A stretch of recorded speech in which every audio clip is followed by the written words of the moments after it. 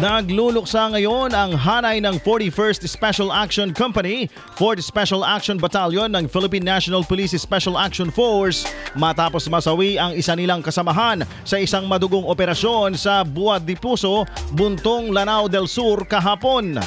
Kinilalang nasawing pulis na si Police Corporal Calvin D.C. Francisco na tubong Jones Isabela.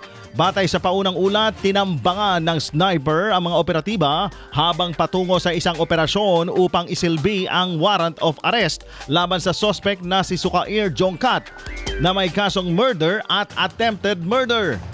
Nasawi sa naturang pananambang si Police Corporal Francisco habang sugatan naman ang tatlo pang kasamahan nito na SAF, kabilang ang isang miyembro ng Special Operations Group. Kasulukuyang nagsasagawa ng clearing operations ang mga otoridad sa lugar habang tinutugis na ang suspect na mabilis na tumakas matapos ang pananambang. Samantala inilirawan naman bilang isang bayani si Police Corporal Francisco na buong tapang na nagsilbi sa bayan hanggang sa kanyang huling hininga. IFM News.